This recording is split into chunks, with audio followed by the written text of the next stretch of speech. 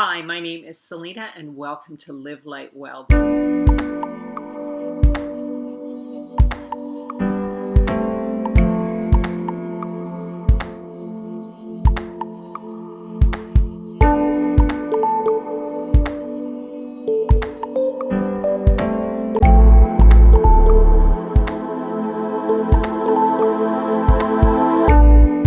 Living food, so amazing.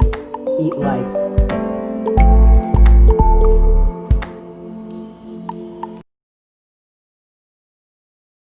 I have to be really clear in this video. I am not a doctor. I am not giving advice. I'm just talking about my observations. I'm sharing with you the things that I am learning. So in watching this, you agree that this does not constitute advice.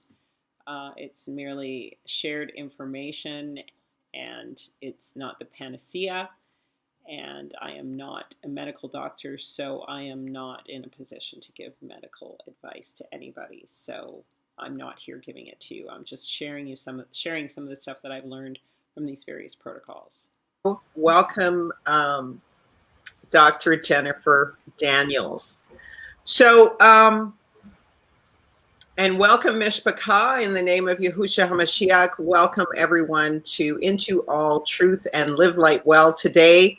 I just pray that Yahuwah will cover this conversation and that Dr. Jennifer Daniels will be able to impart grace to the hearers with her understanding of Hebraic healing, or what you would call the cultural healing practices of the African diaspora, which she has integrated into her understanding of medicine.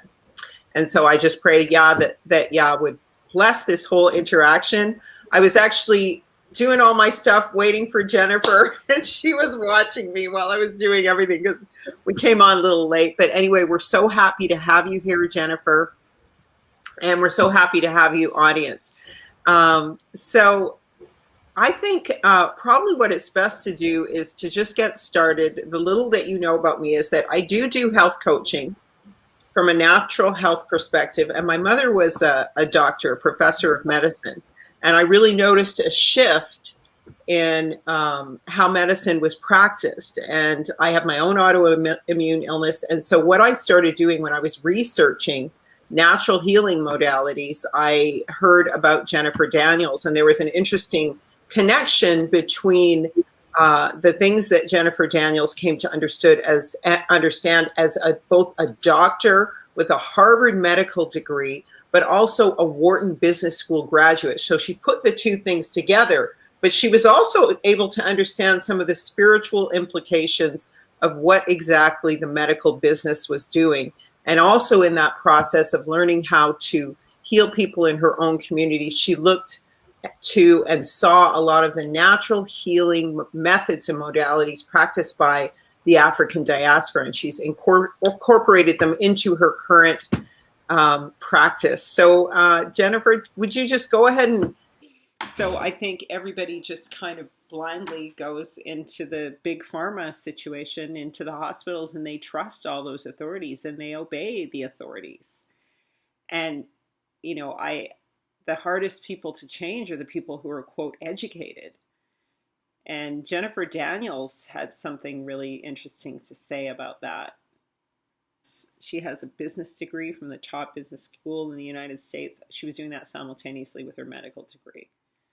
And she knows how to research. She's obviously a doctor, right? From 82 and 83, I was in business school. And we had high-level industry consultants teaching our classes at Wharton. So we got, the latest scoop. We got their long-range 5, 10, and 20-year plans. It was incredible. So of the people who go into a hospital, called 100%, 1% are going to be killed because they went there. This doesn't include the people who die of their illness. But 1% are going to die because they went to the hospital. 25% are going to be harmed because they went to the hospital. And the remaining 74% don't benefit. Mm-hmm. That's a pretty poor return. Now, health, we associate longevity, healthier populations, the eradication of disease with modern medicine. To what extent is that a myth? 100%, totally and completely. In fact, even today, modern times, right, 2015, there are these people in the United States who live 8 years longer than the average American. 8 years longer. And they are overweight, poor, uneducated, and don't have access to health care.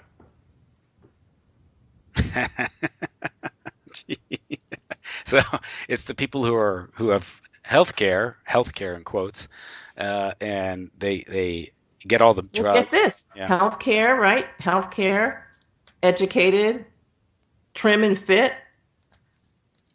All this stuff shortens your life expectancy, right? Mm-hmm. So these people who are living 8 years longer, like I said, they're poor, uneducated, overweight, and don't have health care. And I think you and many others have commented on the fact, if you look at the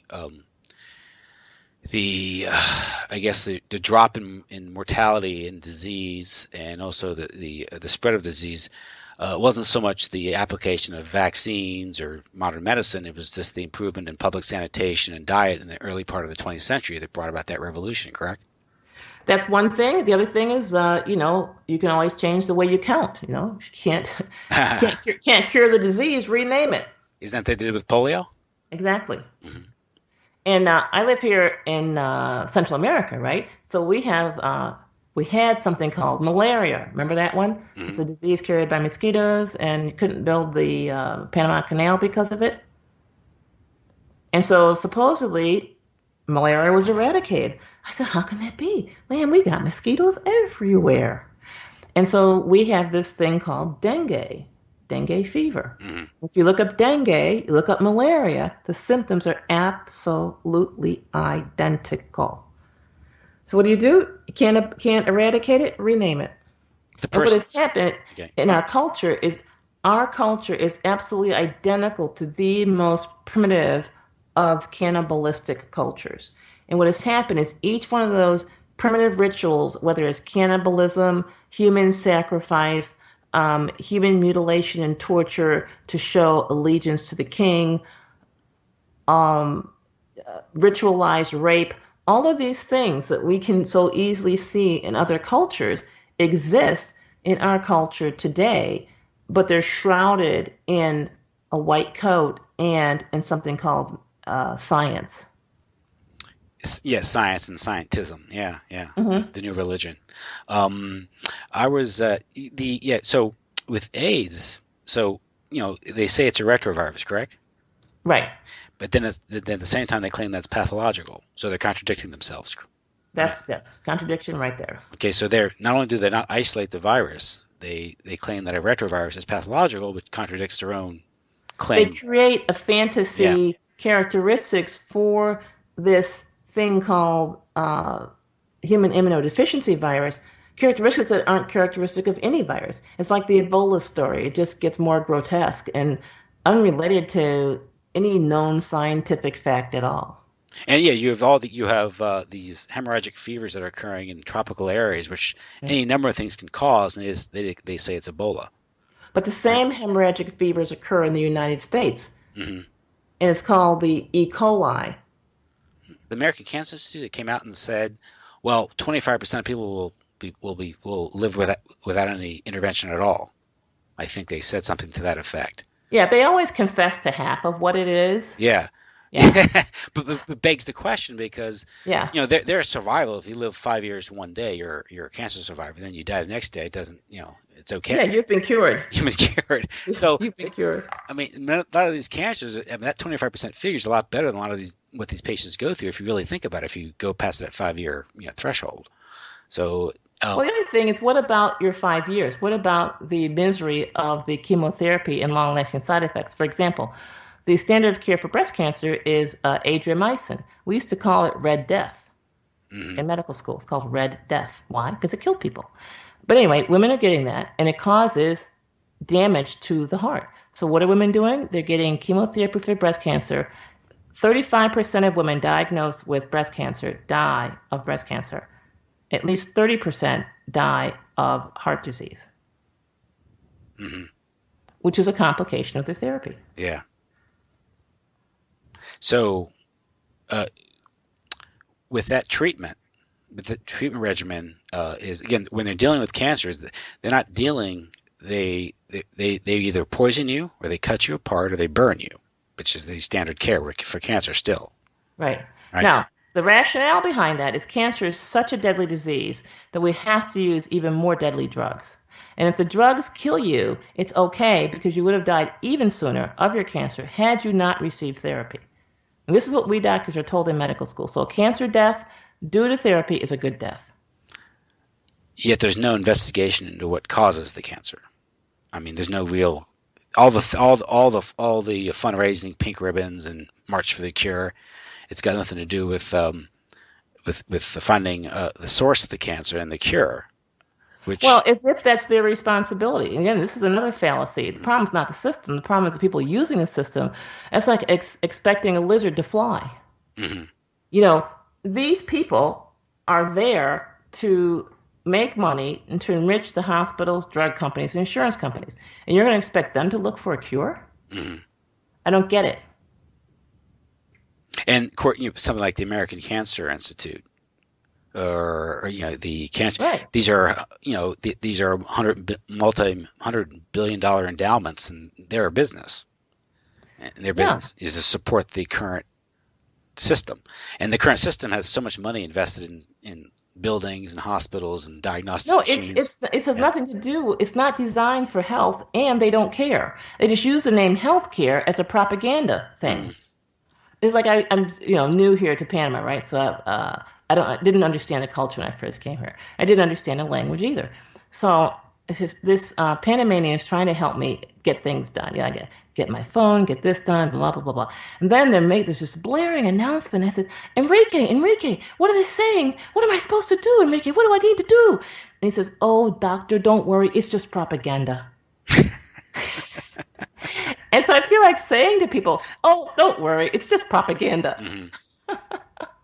Well, like I've heard some people talk about the source of cancer, what really causes it, and basically understanding how cells work. The mitochondria, which operates if it gets the right amount of energy. So what a cancer is you have a cell that aren't getting their energy deprived for, I guess, because of oxidation, I guess. Yeah, all this stuff is just playing into the medical industrial complex. Mm-hmm. And if you adhere to these theories of cancer, this microscopic cancer theory, then what you're going to do is end up submitting to chemotherapy or submitting to equally draconian natural methods, so to speak. Mm-hmm. So the real bottom line is, how do you prevent cancer?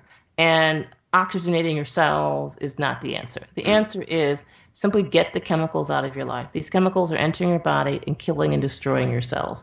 You can flood your cells with all the oxygen you want, but if you're subjecting them to hydrogenated foods and plastic foods and stuff, you're going to get cancer. Things are not going to go well with you. Now, the other thing is, cancer is not the most deadly disease out there. Congestive heart failure kills more people. Pneumonia has a 10% death rate per year. So what they've done is taken an illness that is not a death sentence, that is not deadly, and condition people to believe that it is. Mm-hmm. So the real truth about cancer is, if you're diagnosed with cancer, there's a 65% chance you're not going to die of it. So why don't you go turn your attention to the other 65% of things that are really going to be the problem? Mm-hmm. So it's almost like getting a diagnosis of cancer is a negative prediction. So, but if you do subject yourself to the standard care, what are your chances? Well, your chances of being mutilated are 100%. Your chances of being tortured are 100%. Mm-hmm. And so then we get into ritualistic torture, mutilation, and human sacrifice. Mm-hmm. Only now we've dressed it up with technology. And so it's the same primitive ritualistic behavior. And so we as human beings have to decide if we would like to be a part of that. So if you were to go the route where you want to cleanse your system of the toxins, but that requires that would require people to have a fundamental shift in their lifestyles and what their expectations are, and they don't want to hear that. Well, I think they do, because people are doing all kinds of things. I mean, they're taking aspirin a day, they're submitting to sodomy with the colonoscopies, women are submitting to ritual rape every year. It's called a pelvic exam. People want to do whatever is going to be helpful. Mm-hmm. So there's no lack of willingness on the part of individuals to do something. But what they don't understand is they have to decide what to do. Mm-hmm. And as far as the cleansing goes, I mean, you can do something as simple as just have one day a week where all you do is juice. I mean, this is not rocket science. No one's asking everyone to go vegan organic tomorrow. In fact, if you look at people who are 90 years old, 80 years old, they're not health nuts. They're not the vegan organic crowd. Mm-hmm. So we have to take a measured view towards all this stuff, You want to eat regular, real food. And the question is, what is real food and how do you get it? And the answer is you have a backyard garden, your buddy has a backyard garden, and you switch. And if you want to have meat, well, you throw a chicken out there, let them scratch around, and you sacrifice them after 5 weeks. Much of the expertise that we pay for with medical schools and through our insurance premiums, and we don't need, right? So that's why it's worse than not needing it. Yeah. It's against our health. It's killing us. Almost 40% of Americans die at the hands of the healthcare industry. That's a pretty high kill rate. Mm-hmm. So if you die, it's a 40% chance the healthcare system, your doctor, did it. So she found all this stuff out about the medical system and how it works and how it runs. And the people who are suffering from the least disease or immigrants or people who couldn't really understand the language. So they weren't getting all the messages about how to be healthy in this society. So it's a big part of the struggle. One of the minister that I work with, she used to have cancer, and she has been cured of cancer, and people don't even listen to her. Like they don't go, oh, well, maybe I should do what you're doing. They just still go running to radiation and chemotherapy, and and some of them say, well, I'm not. You can't change your health by drinking juice. And it's like, oh my gosh, what you can do with drinking juice, just drinking juice, but they still go back to and then with the whole elimination thing, eliminating is so important because it's your lymphatic system, the gut. These things are the seat of health. And so your lymphatic system has to be clean. Your body needs energy and minerals to run. And your lymphatic system has to be clean in order for you to heal. And a lot of people that I'm talking about are having brain cancer and stuff, and it's their lymphatic system getting, toxified. And so then they're getting parasites and tumors and all this stuff in their brain because it's like they've been submerged in water. And the water is getting deeper and deeper and deeper, and finally it gets up to your brain. I mean, literally, that's what it feels like when you start getting sick. It's like you get filled with toxins or pathogens or whatever, and more of it comes into your body. So, I keep saying make sure they're eliminating, like give them kefirs, enemas, all this kind of stuff, and people just don't do it. They're just like, it's easier to go to the doctor. And the doctor doesn't really help them. So it's frustrating. But there is help if you're willing to do it. And part of it is agreeing to step outside of the matrix. And we're social beings, and so we want to be a part of things. And so it's very challenging. So Marco Reggio talks a lot about the gut, the human microbiome, and the gut extending into the brain. We talk about it when I'm talking about my juices and so forth, or foods that are good for the gut, then I go into some of this stuff. So you may want to look at some of those videos as well.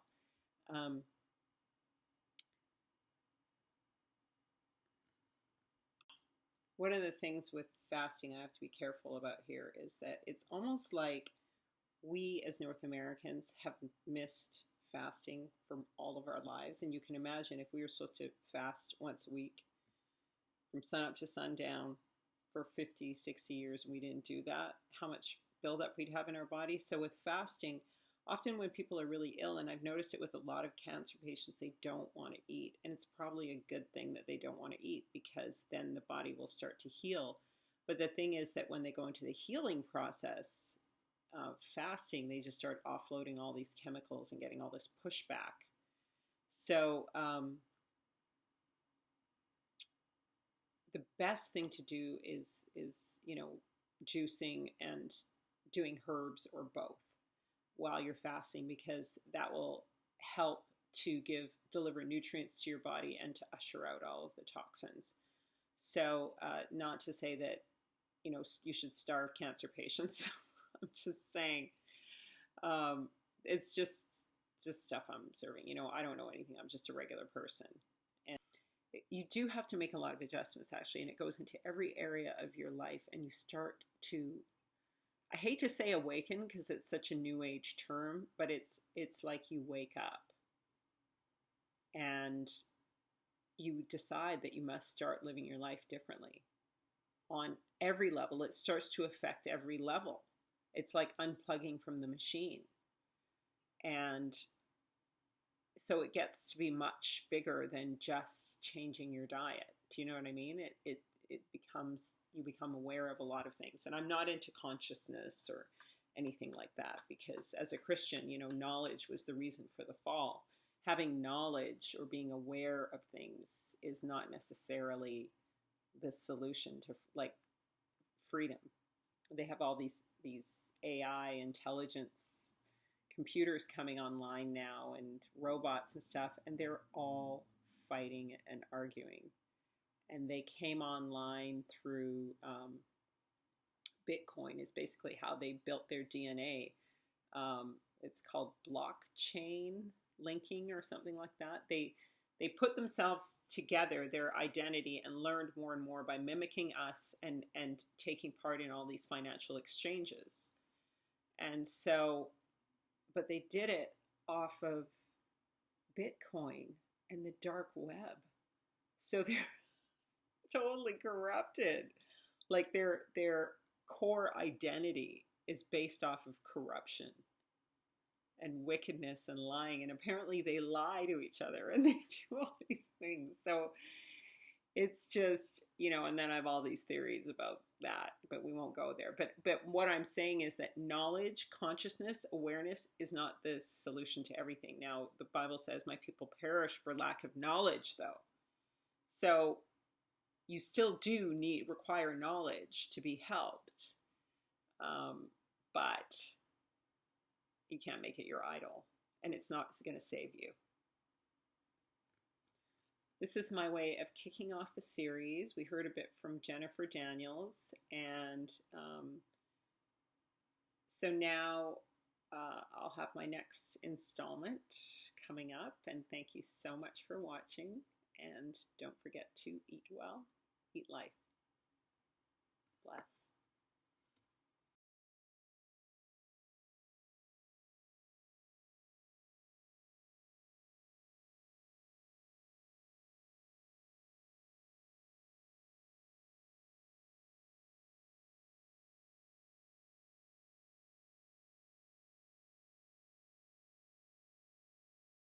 Tell us about yourself. I'm just going to let you talk. And tell us about your journey through the medical business and the Wharton Business School, and what led you to understand all of the following things: that basically the Diaspora's way of approaching health in the past, how you integrated that with your practice, and as well as your journey now, why you just simply practice natural health. So you can just go into it. I've heard your story many times. I would love to share it with our audience. Okay, so first I just want to correct. I did go to Harvard, but I went to Harvard undergraduate and got a bachelor's degree from there. My graduate degree was from the University of Pennsylvania, which is also together with Wharton. That allowed me to get the medical degree and the Master's in Business Administration in 4 years instead of 6, because I could just run across the street from one class to another. I didn't have to drive a whole hour across town, which I would have had to do had I gone to Harvard Medical School. So I went to Harvard undergraduate, University of Pennsylvania for medical school, and Wharton Business School. Okay. Now, what led to all that, though, is I grew up in the inner city of Syracuse, New York. And I grew up before, so I was on the cusp of the civil rights movement. So before the civil rights movement, the African American community was just a very self-sufficient, proud place. Everyone kept their word. Their word was their bond. Everyone understood you had to work and, work hard, pay your bills. You didn't pay your rent. Your stuff was put out on the street at the first of the month. And you could go for a walk first of the month and say, yep, someone didn't pay their rent. And you could just see all their stuff on the street. So it was very much a very, self-reliant, personal responsibility type situation. And so as I looked around, I saw that, geez, if these people just had excellent health, then man, they could just take care of themselves. They would be prosperous. This would be an awesome place. So my feeling was that I would grow up, become a doctor, and bring health and healing to this neighborhood, and it would prosper. Well, unfortunately, the civil rights movement took place. So when the civil rights movement took place, it changed the whole conversation. Of course, I was busy at work, so I wasn't really paying attention. I thought this is a bunch of nonsense and making sense to me. But so when the civil rights movement came along, everything was the fault of white people. Everything was the fault of the government. There was nothing you could do because you were helpless, you were Black, and you needed to have the goodwill of white people, ones you never met, and government officials in order to somehow prosper. And I said, that's pretty silly. That's dumb. Because I lived in an all-Black ghetto, and I figured it, everyone was prospering pretty well. Everyone had a place to stay, food to eat. We were just fine. There weren't any white people around, or government for that matter. So I just totally, that went over my head. I didn't pay attention to that. So I went on to Harvard with my mission unchanged. And I was doing very well at Harvard, and it became obvious to me during my junior year that I was going to get into medical school, that this was a sure shot, slam dunk, easy beans. But I felt, wait a minute, I don't want to waste this opportunity. I'm going to go to the library, the Widener Library, world famous, look it up, and I'm going to find out how medicine helps people to be healthier, to live longer, to have better lives. And because I want to make sure as a doctor, I do the right thing and I do a good job. So I go to the Widener Library, and it's just an incredible place. They have documents in the Widener Library that are basically not available other places in the world. They're classified, whatever. I mean, there's everything there. And so for this reason, by the way, they don't even allow, if you're not a Harvard student, you're not allowed in the library unless by special permission, and then you have to pay a fee. So it's very classified, very secure. The information is very guarded. So I just want to preface it with that. Yes. So I had to go up many flights and down many halls, and finally got to this, it's like a huge chamber. And I found all of the documents of the congressional record and everything. Really investigated this to find out, because there's a national health insurance plan that was being proposed at that time. And I was like, wow, this is the government's plan to save the health of the nation and improve it. Wow. And so I started reading the Kennedy proposal. At the time, he was in some political whatever. So I started reading all this, and my heart just sank. I said, oh my God, this has nothing to do with the health of the country at all. It's just a blank check to the medical industry. There were no targets for health listed there. Nothing. All I had to do with was who's going to get money and how much and when. I said, boy, that's really discouraging. I said, okay, forget that. Let me go and look into the other literature which documents all the wonderful successes of modern medicine, how modern medicine has saved us all and improved our health. And I looked and looked and looked. And I only found 2 sources. And I mean, all the rest was a bunch of evasive language, blah, blah, blah. But these 2 got to the core of the matter, and they said, there is no evidence whatever that modern healthcare, this is 1978, that modern healthcare is in any way improved the life expectancy or quality of life for Americans. I was like, what? And then I said, well, wait a minute. If doctors don't, then what does? And so the only thing that improves anybody's health is clean water, clean air, clean food, and shelter. That's it. But I said, just should I have gone into architecture or water purification? What are they telling me? So I basically found out that I was in the wrong church, wrong pew, off the road. I was so far. Oh my gosh. On the wrong path. Like, oh my goodness, now what I do? I've invested so much. And that's why medicine hooks you in. You've invested so much. So then I said to myself, okay, fine, here's what I'm going to do. I'm going to go to medical school, learn everything they have, but still realize that I have to pay attention to water, food, air, and shelter. So I go to medical school. It is just, it's a slaughterhouse. It's a slaughterhouse. People were being mutilated and harmed just left and right. And all these things we were trained to do. First, I tell you, okay, this is science, and we know it's true because we have these objective rules, A, B, and C. These are the scientific rules. This means it's true. If these rules are true, if these things are the case, 1, 2, and 3, then it's true. I'm like, that sounds good. Okay. And then they proceeded to tell us about a therapy that does not comply with rules 1, 2, or 3. Excuse me? Raise my hand.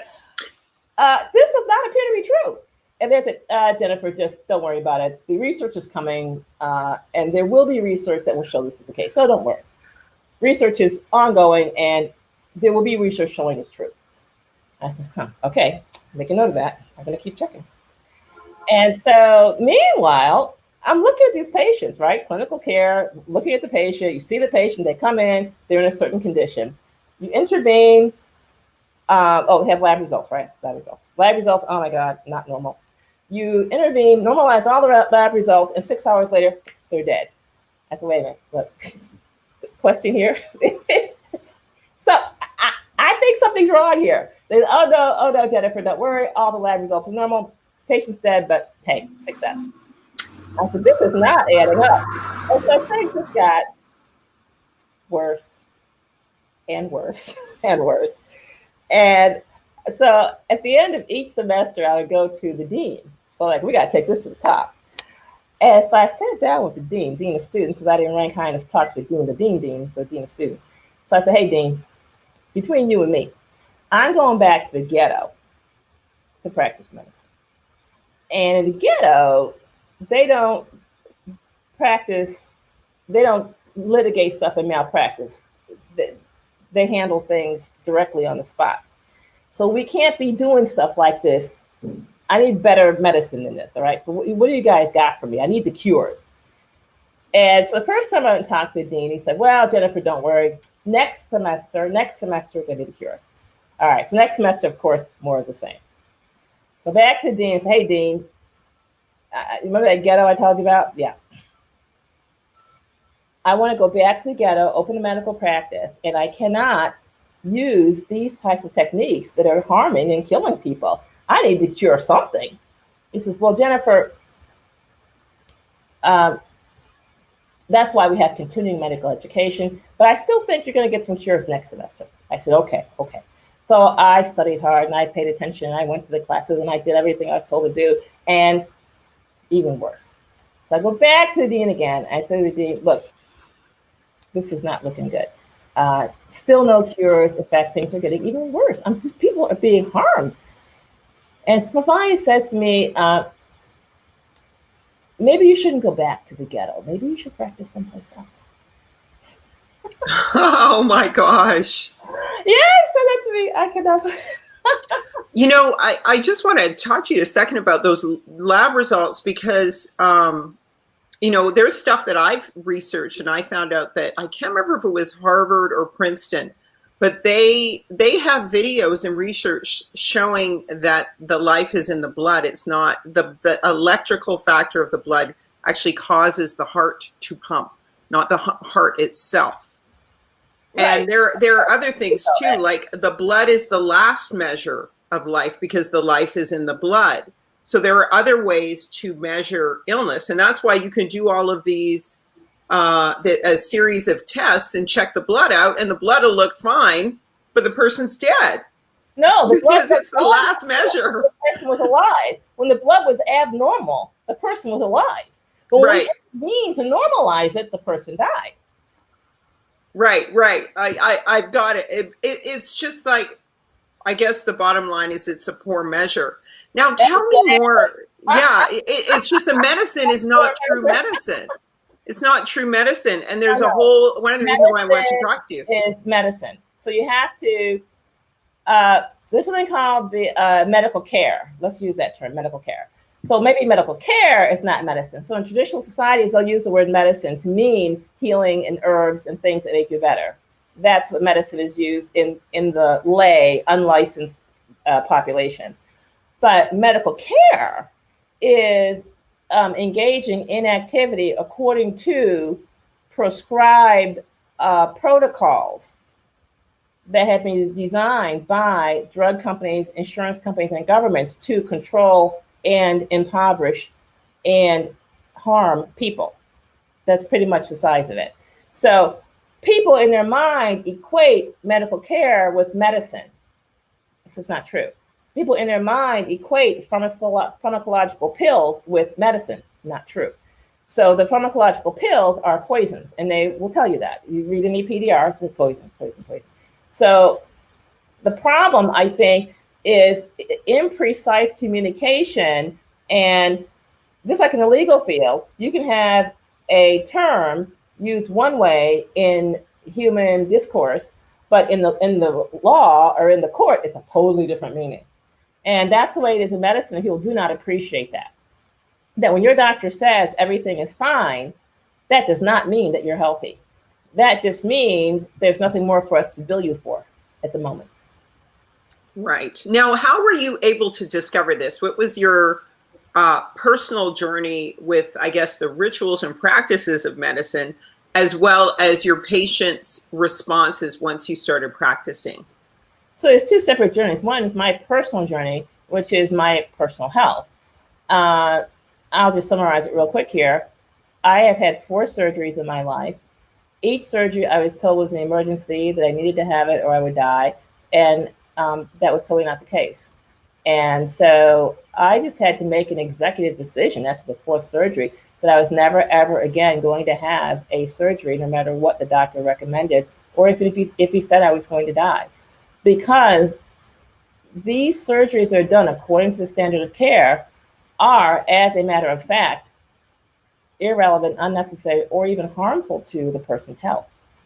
So what has happened is the dishonesty and harm and assault, mutilation, and murder has been institutionalized into medicine so that a competent, capable doctor doing what he has trained to do and what he is authorized by his license to do is enough to kill you and destroy your health. A doctor does not need to deviate from the standard of care to kill you. In fact, sticking to the standard of care will likely kill you. And this is why malpractice, as we now understand it, which is punishing a doctor for deviating from the standard of care, actually creates a situation where doctors harm even more people. They harm people because they're afraid of being sued. They know that this protocol is dangerous. They know that it's deadly. If they don't follow it, they're going to get sued and they're going to lose their license. And then how will they pay their bills, so to speak? And people rationalize this, doctors rationalize this by saying, well, it's supported by institutions, it's legal, the government pays for it, and people really want it anyway. That's like a husband saying, well, my wife really wanted me to beat her and break her bones. Right. Right. And so how did your patients respond to the drugs that you were giving them when you began to practice? Not at all. That's why I stopped. They were not responding to the medicines that I've been trained to use in medical school. My biggest, most profound disappointment was antibiotics. I found them to be totally, absolutely, 100% ineffective, just not effective. And for me, that was the one last drug class that I still had faith in. And so what happened alongside that evolution of my lack of faith in antibiotics was I personally had, I'd become pregnant, and I felt really sick. I went vegetarian during my pregnancy and had a healthy, wonderful kid. Everything went fine. And so then I just became vegetarian. And what many people would perceive as infections, whether it's pneumonia or boils or sore throat or whatever, is easily cured by an enema and eating a bunch of vegetables. So when I saw that time and time again, people's infections were cured by that, and even worse, people whose infections were not helped by antibiotics did get results with those measures, I realized that what I had been told was infection wasn't really infection at all. It was really just a bad case of constipation and piling up of toxins. And all you had to do was give the person some water, an enema, a bunch of vegetables, bam, done. And so now you were also, I'm just kind of wanting my audience, because they might know your history. Yeah, you asked me how my patients took it. So really, my practice had to reconstruct itself. People who did not want to know about natural things, they left. They just left. But the word spread, and people who wanted natural stuff started coming. And so the practice thrived. So now what was, just to give us some of your history a little more, because I know your history, but my audience doesn't. And so you found yourself in medical school. You found that evidentially the practices that they had were not working. And then you moved into your practice and you used a number of measures to determine whether or not something was effective based on whether or not the patient would call you. Can you just run through that and then how just so that we can get a historical trajectory, and then how the pharmaceutical companies and then the insurance companies responded to your changing your practices and the evidence that you found. If you can just review that history so our audience knows it, and then we can talk more specifically about medicine, because we only have about 20 more minutes. And my medical practice, I went to Hayward, Wisconsin, and Fort Cotton, North Dakota to practice medicine among the Indians. And this was because the government paid for 3 years of my medical school. And so I owed them 3 years in a remote area. These areas were so remote, they could not even pay a doctor to work in them. That's how bad they were. And so when I got there, I could see why you couldn't pay someone to be here. Right. Literally, you had to be there under threat of death or incarceration or something like that. Now, were these Black Indians or were these Mongoloid? Most of them, they looked anywhere from blonde, blue-eyed, all the way to brownish skin, straight hair. Okay. Now, what I'm curious about, because when you talked about your history, you talked about working. When you read about your history, we understand, because my audience is more curious about how you're working with Black people. And I know when we look at your history, you talk about working with your Black patients. It's important because during the time I was with the Indians, I had many different practice situations, solo, group, blah, blah, blah. And that cemented in my mind that I want a solo practice. So fast forward to starting my own practice in the ghetto, which I did. I bought a city block, which was vacant, built an office building on it, and practiced medicine. So as a solo practice doctor, I was on call 24/7. And so when I would prescribe a new drug at 10 a.m., and that same patient will call me at 2 a.m. saying, I think I'm going to die, what do I do? I'm like, you just woke me up. And this drug just woke you up. We're not using this drug anymore, so we can both get sleep. So what happened was drug by drug by drug, I cut them out of my practice use. And I got to the point where I wasn't even interested in a so-called new drug because it was just one more drug to wake me up. I wasn't even going to bother with it. So what happened, though, was my death rate in my practice went from 1 or 2 deaths a year to 0 deaths per year. when I gave people a choice between natural healing, which was like, enema, change your diet, drink water, or the standard of care, or do nothing. And then I realized that it really was the care I was trained to give as a doctor that was killing people. Wow. And I reached the point in my practice where I was not writing any prescriptions, any new prescriptions. So some of my older patients who stuck with me, I was maybe refilling stuff because I wanted to keep taking it. And I did use my prescription pad, but I'd write down a list of foods or vegetables or what they should eat during a day or something like that. But I totally stopped writing prescriptions. As a result of this, the patients were not sick. They did not get sick. And so what many people don't realize is a doctor has a certain number of patients for his medical practice. 2/3 of the illness he sees, he is creating himself by the drugs he was trained to prescribe. So by the proper practice of medicine, a doctor is literally creating 2/3 of the disease that he's discovering.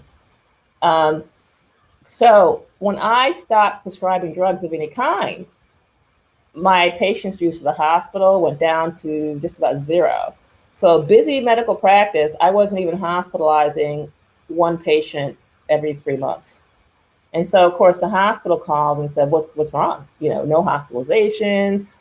We're not seeing any X-ray tests, no CAT scans, no MRIs, no bone scans, no barium enemas. We are prepared to offer you rewards, inducements, even payments, if you will just give us your business instead of the other hospital. And so I said, well, oh my goodness, well, I think you're a great hospital. You would never have to pay me to send all my business to you. My patients just aren't needing those things. And they said, oh, you just hung up on me. I said, I must have given a wrong answer to that question. And then I got a call from a desperate insurance broker, and it was his job to go to business people, business owners, and say, hey, here's the benefit package for your employees. Of course, the government had helped by mandating packages, right? That you had to give your employees benefits.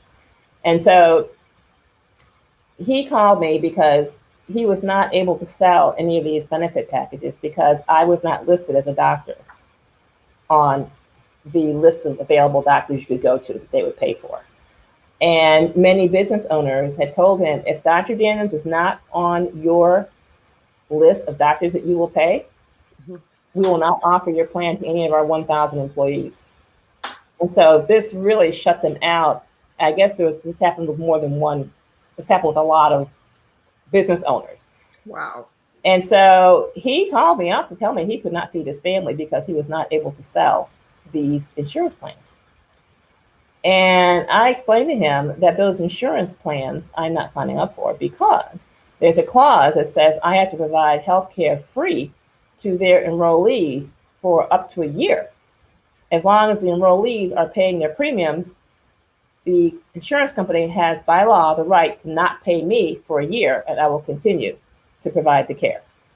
And I said, if I signed up for those insurances, I would not be able to feed my family. Right. And so he said, oh, I guess I couldn't ask you to do that. And I said, yeah, right. Well, I guess we both got to do the best we can.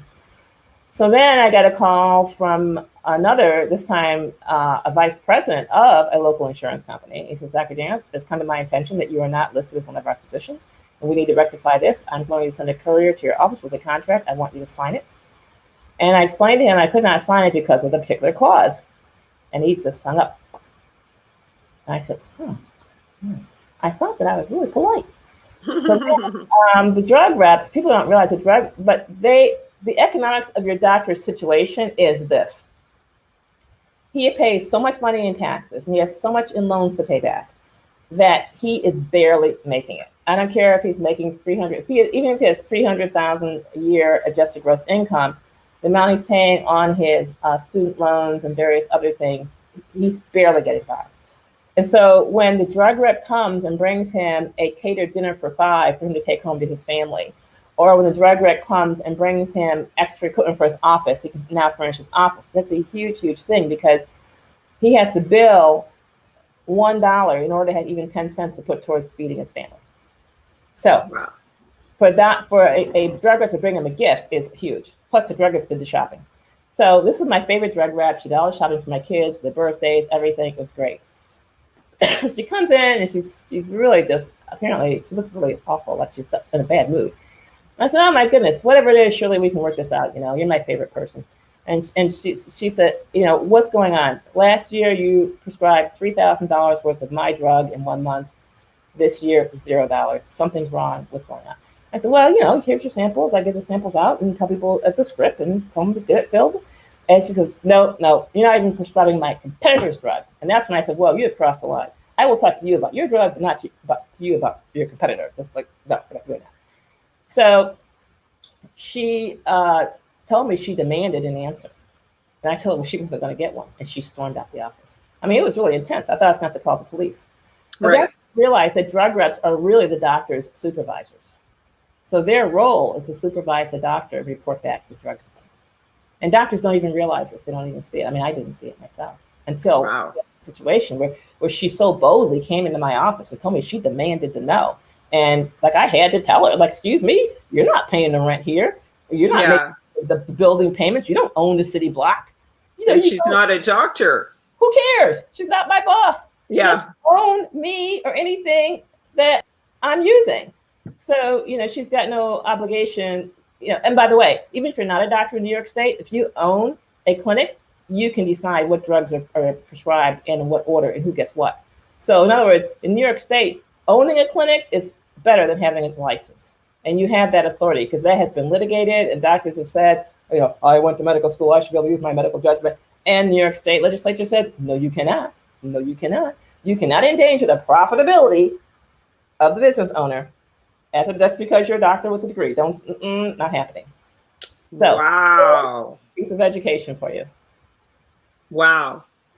Okay, so what happened after that? So I had this holistic view, as I said, from reading the literature in the Widener Library. So of course I'd gotten into demolishing drug dens, shutting down drug trade, getting the streets paved, all kinds of stuff. And so there was a $30 million bank heist I found out about.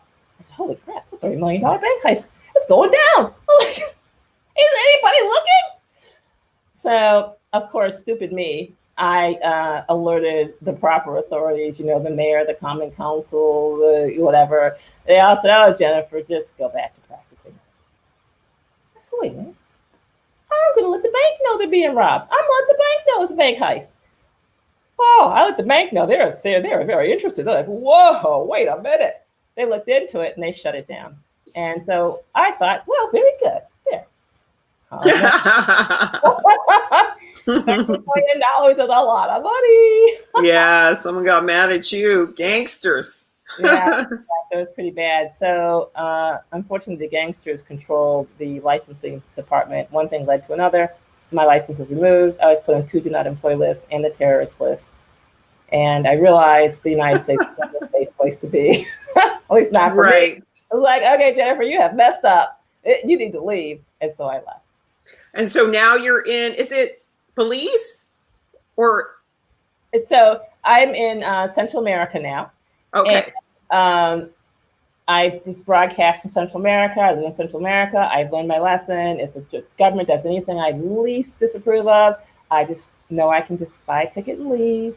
Just shortcut the whole process. Right. I don't have to go through a big persecution and blah, blah, blah, blah. I can just, you know what? I don't think I like that. Ticket, out of here. Right, right. And so now you practice medicine remotely from there, but it's largely natural medicine. Natural medicine. No, practice medicine means that you have a license and you are adhering to the standard of care using pharmaceuticals. Right. I am not doing that at all. No good. So what I do is offer people guidance, and a lot of illness, and it really is more of a spiritual problem than anything else, actually. And so if you can get a person redirected spiritually, usually you can solve the problem. And even when I was in the United States, people, because the United States it's very bad to talk about spiritual matters at all. And so instead you have to say, well, eat this, this, and this, then do that and that. I think that'll work here. Just here's your prescription. and they would go home, they would do it, and within 3 days they're cured. Okay, so now they have a spiritual epiphany. Whoa. So they realized that they had misplaced their faith, their belief, and their trust. And for many people, this is a very shocking, devastating, stunning realization that this money they're paying out every month for health insurance is nothing more than extortion money. And it's not going to help their health at all. And then the realization that when they're going to their doctor, they're going to their torturer and their executioner. And so all of this rearranging in their brain of understanding, which takes place once they heal so quickly and easily, they're like, And for a lot of people, this is it's very traumatic, and it's not something they're able to handle very well.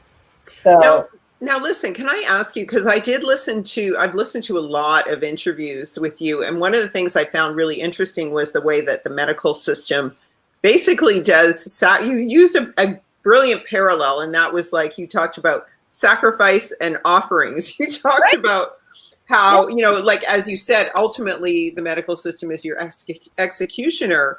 But can you just parallel some of those forms of offering and sacrifice that take place? Because there literally is a spiritual connection with all of this. Right. For example, when you go to get a colonoscopy, most people, your religion will tell you that sodomy is not a good thing. So most people, that's just kind of basic religious instruction. And so when the doctor takes this 6-foot-long snake and shoves it up your butt, he has seriously violated you and, invaded your body. So then what we've got going on after that is the seduction scene, like a 45-year-old man seducing a 3-year-old. Okay, this is like a 3-year-old has not got a chance. So once you've submitted to the sodomy, then the doctor says, well, we have to wait for the test results. And so by submitting to the sodomy and by even waiting for the test results, you have now committed yourself to believing those test results and following whatever those test results say should or should not be done. And so people don't realize that they're being asked step by step by step by step to cooperate with their destruction. And then ultimately what happens is you have surgery, you get cut open, part of your intestines are removed. And then if your faith is still strong, they'll do needle biopsies into your liver from time to time to check to see if the cancer has come back. And so I had a patient who went through all this. He's an African-American middle-class guy, and he had the middle-class wife who was working very hard to do the white thing. She wanted to be just like a white wife who would be so supportive and trusting. Okay. So finally, they come to see me because things had not worked out well. He had the needle biopsy. He developed a huge blood leak from his liver, nearly killing him, yes, requiring 3 or 4 weeks of hospitalization. This is just for a test, mind you. This is a test. He had already survived the sodomy. He had survived the open, unnecessary surgery, cutting out part of his intestines. He had survived the chemotherapy. He had survived. I think he didn't get the radiation. They didn't recommend radiation. But it was this totally unnecessary test. Needle biopsy, just checking to see if the cancer's back. Just checking to see if we can do another round of torture that nearly killed him. And so people don't even realize the sequence that they are submitting to. And meanwhile, the hospital on the other end, as you saw by them calling me saying, well, where's the patients? And the hospital kills, of all people who die in the hospital, 10% die because they're in the hospital. In other words, a direct homicide. Not homicides. Homicides is unlawful, by the way. So these are totally lawful exterminations. So people are actually being killed in U.S. hospitals at the rate of 10%. 10% of all deaths in the hospital are caused by the hospital. So it's unfortunate, but the problem again is people perceive the hospital, they perceive science as their salvation, and they'll have their God that they worship, whatever their God is, and they'll place medicine above that. Yes, and that's totally wrong. Now, was there anything that you learned? I know that you used to talk about turpentine a bit more. I noticed on your site you do talk more about herbs and diet. You were always sort of doing that. But what were things that you learned in the Black community about the natural medicine that was practiced originally by the diaspora? Really, the turpentine was the big one. That was a huge, huge win. If you will put your faith in a bottle of turpentine, that's a better location than the hospital. I'll tell you that right now. In other words, you won't need the hospital. So the turpentine was number one. Number two, which you can think of as the other half, is acid-physit. Now, acid-physit is ancient. It is straight from Africa, and it is, well, spooky. What is it? I don't usually talk about it much because it is so spooky. The name it's given in Africa is devil's dung, so the feces of the devil. And it has spiritual values. And if you put a little bit of acid-physit on your tongue, you will feel it in your toes in less than a second. You're like, it couldn't have got down there that fast. And you realize, like, it's spooky. So it's kind of like almost like an herb that talks to you as it goes throughout your body, fixing and doing things. So it's an experience you have to kind of prepare yourself for. And so I haven't bothered with it much because it's something that's difficult for many people to understand because they are so in their brain and not in their body. How do you spell that? So if you're talking to someone who knows what you're talking about, it's acid-physit. So the locals who use it call it acid-physit. But if you're looking at a dictionary, it's ASAFOETIDA, asafoetida. Now, it is the resin of a plant in Africa, and it stinks to high heaven. It makes garlic smell good. That's how pungent it is. And I have had patients that have used it, and literally their spouses have said, you've got to take that outside the house. You've got to take it outside the house. And people will even store it in a bottle inside of another bottle. And so it's really almost like a living animal thing, even though you can look at it, it's a pile of dust.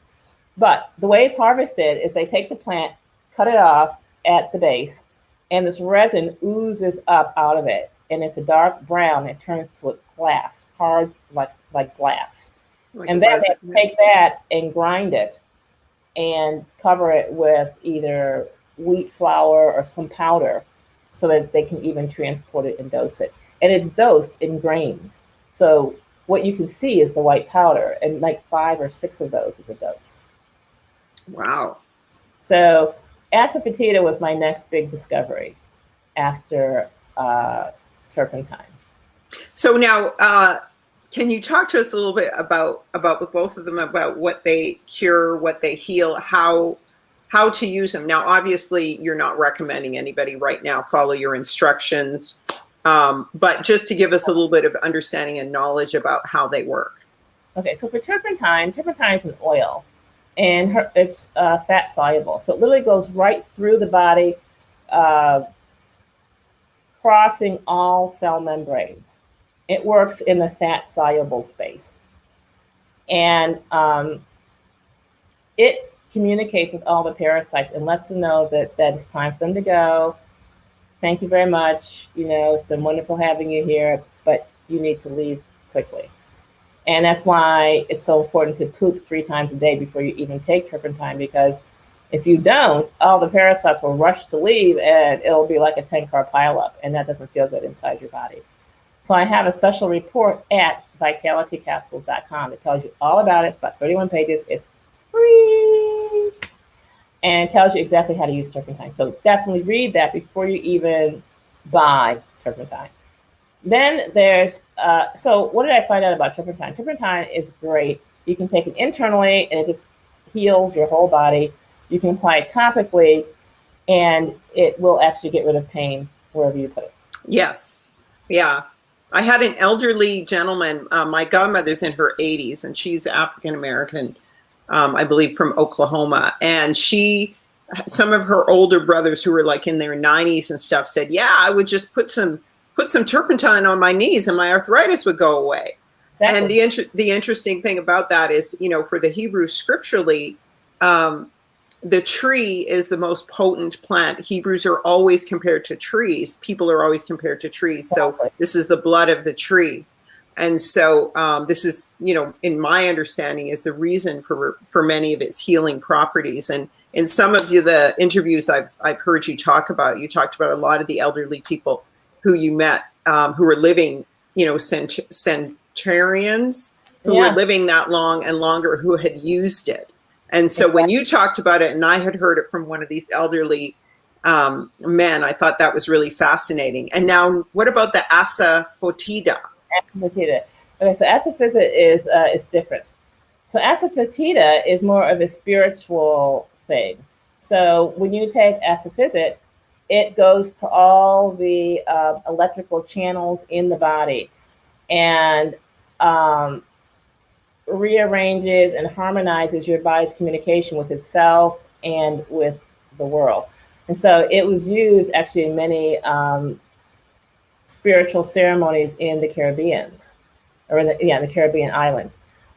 But what I found with asafoetida, so I have a family, we get together every Christmas, when I was in the United States. And so every Christmas I would unveil a new discovery. And so this year the unveiling was asafoetida. And so I gave everyone asafoetida after they had stuffed themselves and they just could not move. And I explained to them, you take your index finger, dip it in, and tip of your tongue right there. You put it on your tongue, doesn't work. Tip of your tongue. The tip of the tongue opens all the channels and gates to the whole body. So people did, and their indigestion went away, boom, like that in seconds. And you're like, whoa, this stuff is amazing. And the indigestion cleared so well, of course, they could go get more helpings. But I've never heard of it. Also, if you put it into the tongue like that, let's say if you have arthritis of the hands, let's say, it takes your arthritis away just by tipping it there. And it's a very small dose. It's like 6 grains. And if you take 20, 30 grains, well, it's too much. So the herbal stuff, unlike the medicine, the more is not better. It's not considered better at all. Interesting. Okay, and so you provide that. So Dr. Daniels, I know we're getting close to, we only had 1 hour with Dr. Daniels, so I want to make sure that she gets back to her patients. But she's somebody that I've learned a lot from. Go ahead. I did take some of her other interviews and put them on my channel, so I'll put a link to that in there for our audience. And Vitality Health is the name. Vitality Capsules. Vitality Capsules. Can you give your webpage? And I'm also going to put it in the pull down menu after this video ends. Okay. For anybody who wants to reach her to do a consultation, you can reach her through her webpage. And right there you go. Okay, I have got to go. The next person is already up. All right. So thank you so much, Dr. Daniels. And if you want to come back again, we'd love to have you on any more specific topics or subjects you'd like to talk about relating to the diaspora and medicine and natural health. So thank you again for coming. Okay, we'll see you again. Bye-bye. Bye-bye.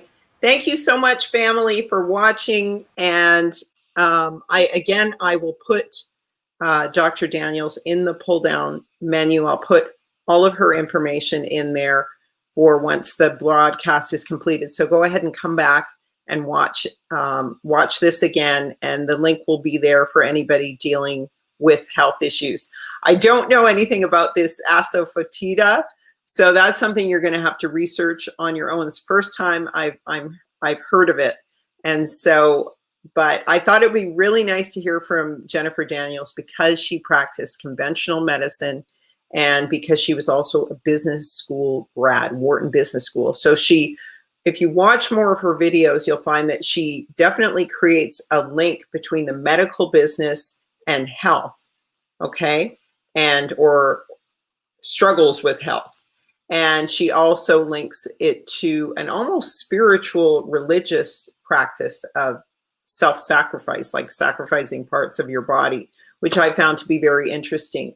And in some of her interviews, which I'll put a link in below, as I said, once this video has finished processing, I will put a link below to some of her other interviews that I have on this channel so that you can begin to understand more about how the medical business works. So, but ultimately she does practice more of a natural medicine with, as she said, with enemas, with herbs, and apparently this other herb.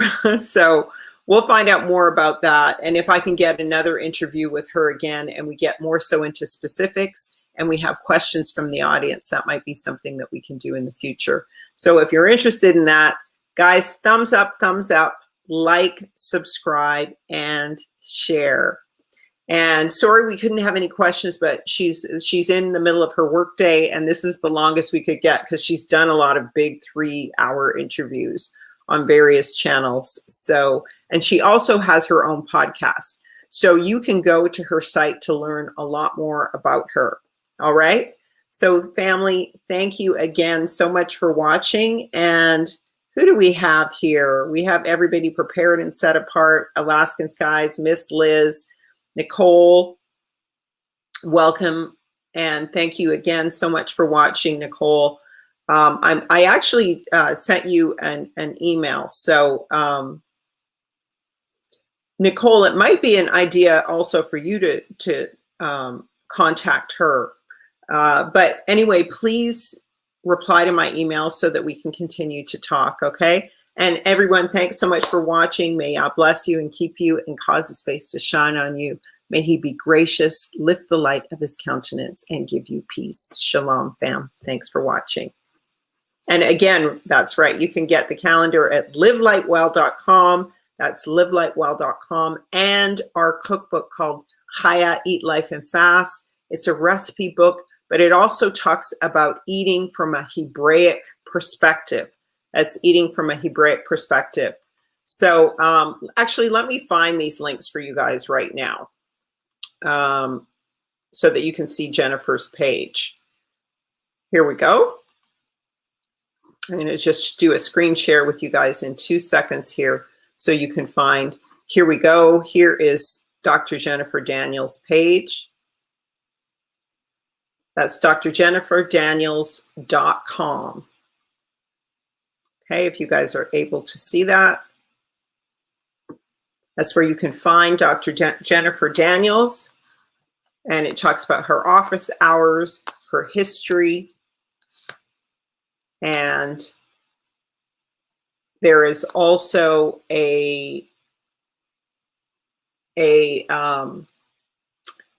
she also has a blog that she does. Okay, so she does do a broadcast. So let me just see Vitality.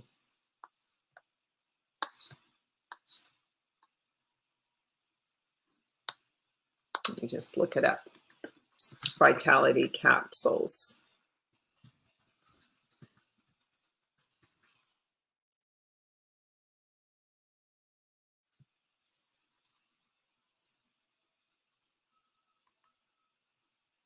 So this is her Candida report. She has a lot of PDFs that you can access on her page.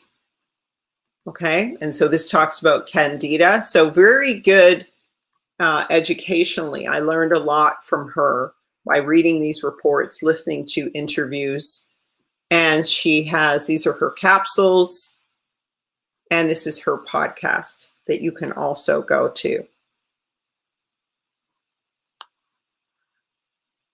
Okay, Sundays at 10.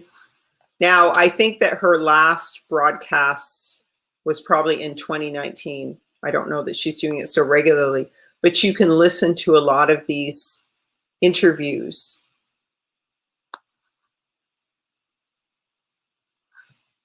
About current affairs and issues, and she does great analysis.